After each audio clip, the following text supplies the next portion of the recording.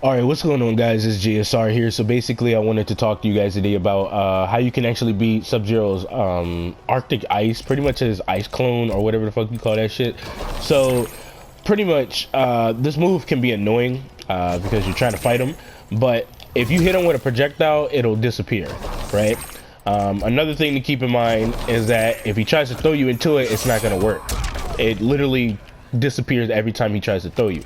So now I'm going to talk to you guys about his actual setup. So he can do a setup mid-screen, and he can hit you with a 50-50, including the throws. But the problem with that is that he's not plus enough to do that. But I'm going to show you guys something right now if you decide to delay your wake up, which is not a good thing, right? So if you decide to delay your wake up, this is pretty much what's going to happen. He's going to be unbelievably plus to where once you block this, you have no choice but to take his 50-50.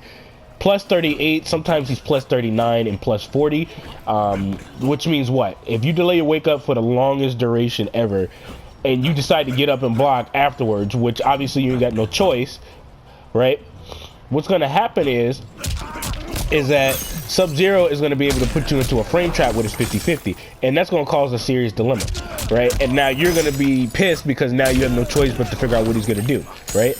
So as you can clearly see here, he's plus 38. That's more than enough frames to put me into a frame trap to where I have no choice but to respect his 50-50 situation, and he can throw me on top of that. And if he has access to his crushing blow, that's going to cause a problem in itself. Yeah, that's just not a good thing. Now watch what happens when I decide just to stand up. He's plus 4. Literally, like, he's plus 4 if you decide to stand up and do that, right? But the thing about this is that sometimes he's plus 5. So if he decided to go for his 50-50, which is his forward 2 and his back 3, right? Which technically his back 3, which is his low, starts up at 13 frames. So if we do 13 minus plus 4, that's 9 frames on startup. You can punish him for trying to go for that, but you're going to see what happens when you do try to punish him, right? Then his forward 2, which is minus 6 on block, it starts up at 19 frames, right? So we do 19 minus plus 5. That's 14 frames. That's not enough to put you into a frame trap, right? If it's 19 minus plus 4, right? That's 15 frames. He's not... No, just thinking there's no way in the hell this nigga can even get that to actually come out, not unless you don't know anything about this matchup. And what's going to happen is that the opponent is going to try and take advantage of this if they know for a fact you don't know anything about this matchup, right? So the reason why the low and overhead complement each other is for this reason only, and I'm going to show you guys right now, right? Because your boy is sick. So if I do this, right? See this? See how, like, he's... See, like, how confident Sub-Zero looks when he does that forward 2 and shit like that. But the thing is that you shouldn't feel too confident, because the reason why I'm saying it like that is because the opponent, when they do this setup to you, they feel extremely confident about this. Like, they think that, oh yeah, he's gonna get hit, he's not gonna know what to do, and then you get punched in your face. You see that? So Johnny Cage is standing 2 into his 4-4 is a good option to go for, but you can do this to him every single time and then completely punish him, and now he's going to be like, okay, all right, so now he knows about this. Not only that, you don't have to just do that. If you want extra damage, you can jump up like this and then get your combo that way. Another option you have is that every time he calls this out, if you feel like wasting an offensive bar and a defensive bar, you can go for your up 3, as long as it's not short range and stuff like that. And that's exactly what you can do with that. Now, watch what happens when I try to backdash. This is the reason why I say the overhead and low complement each other. Look at that. I got hit. Now, keep in mind, Sub-Zero can play a mind game with you to where if he knows for a fact you're trying to advance forward with some type of normal because you think he's going to go for his overhead, right? He can actually whiff punish you. He can jump up into the air, or he can back up for a brief moment and then punish you afterwards, right? So let's see what happens when I try to take it upon myself to hit him afterwards. That's what's going to happen. So you need to be careful. Not only that, he could just jump all the way up into the air. Now I'm going to show you guys the difference between... Oh, by the way, I forgot to show you guys the rolling as well. So if you roll forwards, like, you can punish him. Like, don't get it twisted. You can punish him if you roll forwards. But if you roll backwards, you're a lot more safer than rolling forwards. And I'm going to show you guys why, right? Because he can grab you. Like, he can literally grab you. And that's not good, right? So, as you clearly see, like, I got froze and stuff, but the thing is, for Johnny Cage, I can actually get my crushing blow, right? And he just got his fucking mouth busted wide open. So, he has to be careful with that. But not only that, right? You can actually tech roll backwards and just get out of this situation in general. Like, you can literally just back up like this, and once you see him whiff, you can go for a full combo punish. But now, I'm going to show you guys, actually, no, let me show you guys the throw real quick. So if I try to roll forwards, right, because I think he's going to commit into one of his normals, right, he could throw me he could literally throw me. So you need to be careful doing that. Now I'm going to go to the low, and you're going to see exactly what is going to happen. Boop, boop, boop. All right, there we go. So you're going to see what's going to happen here, where I try to throw out my standing 2. I got punished. If I throw out my standing 1, I'm going to get punished because his low is actually beating out my high. There it goes again. Now keep in mind, you can jump into the air, but you can't necessarily punish him. You see that? Not only that, if Sub-Zero knows for a fact that you're going to jump up into the air, he can hit you with his back 2 and then hit confirm that into an ice ball, and then hit confirm that further into some type of combo. And that's not a good situation to be in at all against this character, right? So let's see here. The reason why the forward 2, which is his overhead, complements his low is because I can actually backdash like that and completely disrespect his plus frames, right? So if I know for a fact he's gonna go for his low, look at that. You see that? So let me try and do this again.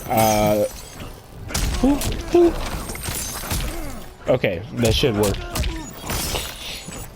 Now keep in mind,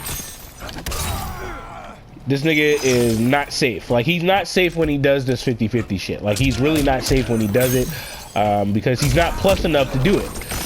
But it's gonna seem intimidating when, you know, a new player or a player that doesn't know about this matchup, you know, it's gonna seem like you can't do anything, when in reality you can. You can actually backdash and punish him. You could jump up into the air, but you're more than likely just going to get pressure, and he might be able to down 1 you, so you can get an anti-air punish on you. So you need to be careful. And like I said before, if he knows for a fact that you're going to jump, like, he's going to punish the shit out of you for jumping. Like, it's not good. Now, hop attacking is not a good idea against Sub-Zero. So what I'm going to do is that I'm going to stand up, and I'm going to block this, and I'm going to jump. And as you clearly see, he stopped me. So pretty much there's a lot of counterplay going on here, because the low is complementing the overhead, because the overhead is really vulnerable, but the overhead is complementing the low, because when he goes for his low, you can backdash and completely whiff punish him. But when you go for when he goes for his overhead, the overhead is complementing that low, because you can't backdash now. And if he hits you, he can hit confirm that into a small combo or whatever the hell he's trying to do. And the scary part about this is, right? The scary part about this is that if he manages to hit you with that low and he has access to his crushing blow, that's damn near 40%. So that's scary in itself. Not only that, if he has his crushing blow again and he manages to hit you with the overhead, that's 34%, damn near 35%. So that's a scary situation to be in itself. Not only that, if he catches you, he can create that mind game again, and he can do this to you again. And not only that, if you decide to respect and you're deciding to block because you don't know which one he's going to go for, guess what? He can throw you now. So you kind of have to be careful, because like I said, the low is there to prevent you from punishing his overhead, which you're standing 2 or you're standing 1, or you even going for this, right? But the overhead is there to prevent you from backdashing, because if he goes for his low, you can backdash. You can literally backdash. Now keep in mind, you could trump all of this just by going for a down 1 and punishing him for his low and his overhead. But the thing about this is that it's a mind game. Like, it's literally a mind game, because if he knows that you're going to jump, he can hit you with his back 2 and hit confirm that into a combo. He can cancel into his ice ball if he knows it's going to hit, and that's going to cause a serious problem. Now keep in mind, his back 2 starts with at what, 14 frames. He's only +4 or +5. That's not enough to jail you or put you into a frame trap whatsoever. So your down one's gonna beat that out. Your down one is pretty much gonna beat everything that he does out. But keep in mind, he can poke you as well. So you might want to be careful with that. So it's a lot. There's a lot of mind games going on here. But once you show the opponent that, hey, look, I know that you know, I know my options pretty much. Not only that, you can fatal blow, and since Johnny Cage is the special one, he can cancel and get that brief armor and then go into a combo. And he can cancel it directly into his nut punch, just like that. So, so yeah, I think this is pretty much it, man. If he goes for his overhead, you can jump completely up like this and get a full combo punish. You cannot backdash. That's the reason why the overhead is so valuable when it comes to this setup, because when you try to backdash to get out of it, it's not going to work, right? But if he goes for his low, you can backdash and get out of it. You know what I mean?